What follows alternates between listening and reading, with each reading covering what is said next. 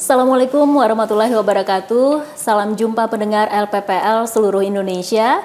Bersama saya Endasari, kita ada di program Persada ID Talk.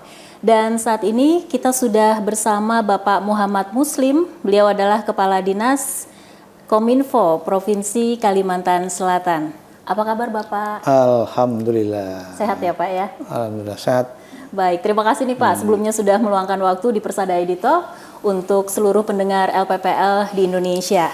Nah Pak Muslim, ini pendengar LPPL seluruh Indonesia juga sebelumnya ingin tahu nih Pak ya, apa saja sih Pak yang menjadi tugas dari Kominfo Provinsi Kalimantan Selatan ini Pak? Baik, jadi kalau tugas pokok fungsi termasuk tanggung jawab dan kewenangan, Diskominfo itu mempunyai 3 urusan dari daerah. Jadi 3 urusan itu adalah urusan wajib. Jadi dari Undang-Undang Otonomi Daerah 23 tahun 2014 itu ada 32 urusan. Ada urusan dasar, kemudian ada urusan wajib dasar, wajib, dan pilihan. Nah, Diskominfo itu ada 3 urusan wajib.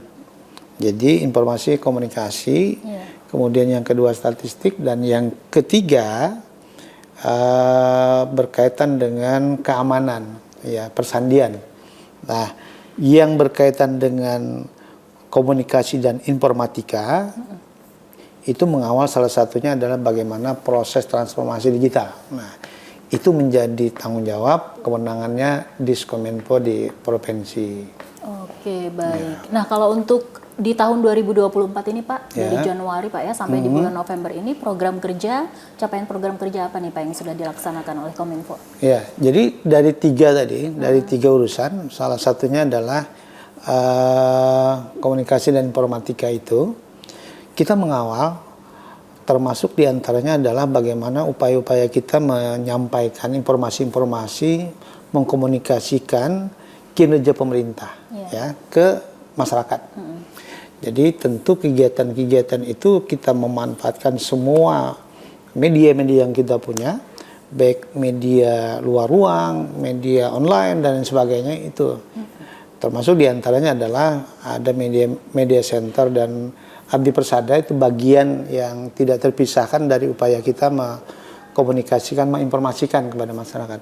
Kemudian dalam konteks informatika, kita mengawal agar berbagai platform yang ada pada pelayanan publik kita dan kinerja kita itu lebih sederhana. Ya.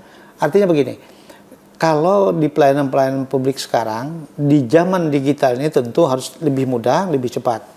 Maka platform yang digunakan ada berbagai aplikasi. Ada aplikasi umum atau aplikasi yang dibagi pakai secara nasional, juga ada aplikasi-aplikasi khusus. Nah, ini yang kita lakukan. Di 2024 kita menyederhanakan agar aplikasi-aplikasi itu menjadi sebuah aplikasi yang lebih simple, sehingga nanti orang tidak begitu banyak memanfaatkan aplikasi. Nanti jadi lebih sederhana. Jadi masuk di satu pintu, nanti masyarakat bisa mengakses apakah untuk pelayanan publik, apakah itu berkaitan dengan kesehatan, sosial, kemudian ekonomi, ya, atau keuangan, pariwisata dan lain sebagainya. Nah, ini yang saat ini sedang kita lakukan penyederhanaan. Dalam konteks kinerja, tentu di situ ada misalnya bicara tentang kehadiran, kemudian bicara tentang capaian-capaian kinerja di situ, ya, termasuk di sana juga dapat dilihat, misalnya satu data manual kita untuk melihat bagaimana kinerja-kinerja yang kita lakukan di Kalimantan Selatan. Nah, itu yang kita kawal. Di sisi lain kita juga mengamankan informasinya. Mengamankan agar informasi itu betul-betul dapat dikawal dengan baik melalui sistem keamanan kita. Kita ada punya pusat data yang dikawal oleh sistem keamanan, dan ini terkoordinasi dengan Badan Cyber dan Sandi Negara (BSSN). Jadi itu yang kita kawal. Itu baru satu urusan tadi ya. Benar. Nah, urusan yang lain yang berkaitan dengan statistik misalnya. Nah, kita saat ini sedang membangun ada portal satu data itu supaya dapat memudahkan masyarakat untuk mengakses kebutuhan-kebutuhan terkait dengan data, ya, terkait dengan misal data yang berkaitan dengan kesehatan, apakah itu stunting misalnya, akan bisa dilihat di situ. Data-data yang berkaitan dengan pembangunan infrastruktur kita tentang jalan misalnya, itu juga dapat dilihat dari satu data itu, ya. Nah, ini yang kita sedang di satu sisi, ya, agar ini semua dapat mudah, maka tentu sistem jaringannya, nah sekarang sejak 2024 ini sudah satu pintu. Jadi Diskominfo memberikan layanan terhadap intranet maupun internet yang ada di SKPD, ya. Dan itu termasuk kita juga memberikan akses pada pelayanan publik, misalnya di rumah sakit. Ada beberapa area-area, misalnya itu area tempat untuk menunggu pasien, ya, misalnya begitu, itu diberi akses WiFi gratis di sana. Terutama rumah sakit yang dimiliki oleh pemerintah provinsi kita. Oke, baik. Nah, Pak, tema kita hari ini adalah transformasi digital oleh Kominfo Provinsi Kalimantan Selatan, nih Pak, ya. Kalau pengertian dari kacamata Bapak, transformasi digital itu seperti apa sih, Pak? Karena saya berkacamata loh, dia nggak berkacamata, ya. Transformasi itu kan upaya kita, ya. Jadi berpindah dari satu sisi yang dulunya tidak memanfaatkan teknologi itu, terutama teknologi kita, bergerak kita untuk memanfaatkan elektronik ini sebagai sebuah alat, ya, sebuah tool untuk memudahkan berbagai pelayanan. Ya, jadi pelayanan publik kita. Karena pelayanan publik tadi ada dalam konteks bidang ekonomi, ya, dalam konteks pariwisata, kemudian pelayanan pendidikan, ya, kesehatan. Nah, ini semua didorong agar memanfaatkan elektronik, ya, teknologi yang sekarang. Teknologi sekarang kan ada artificial intelligence seperti itu misalnya, kemudian pemanfaatan apa ya,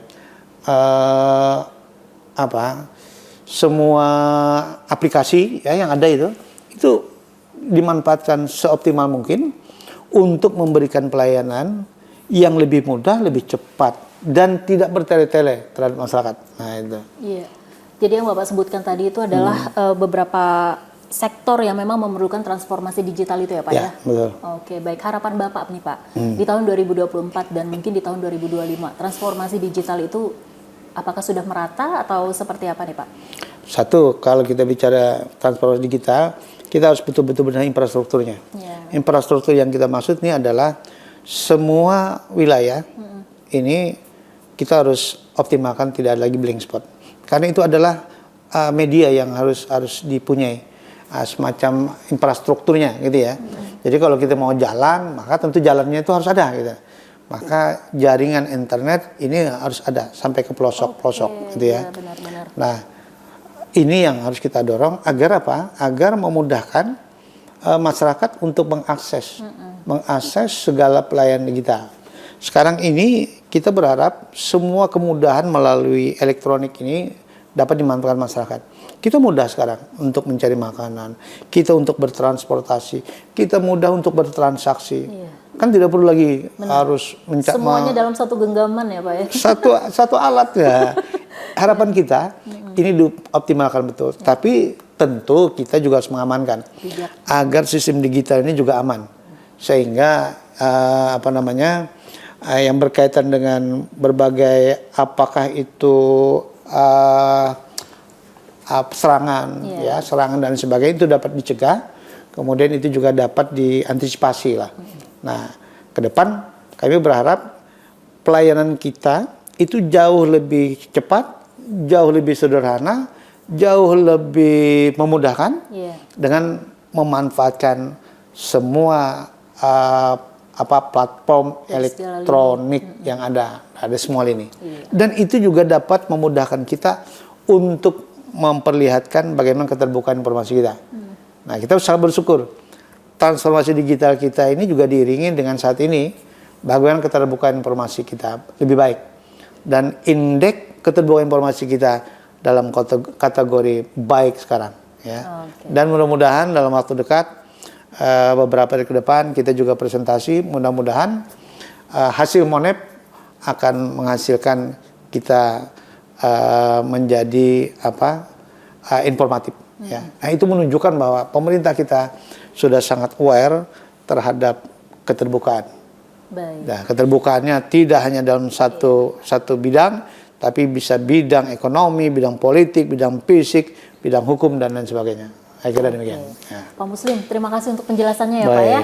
Dan terima kasih juga untuk pendengar LPPL seluruh Indonesia. Demikian Persada Talk bersama saya Endasari. Assalamualaikum warahmatullahi wabarakatuh. Kita kembali ke studio.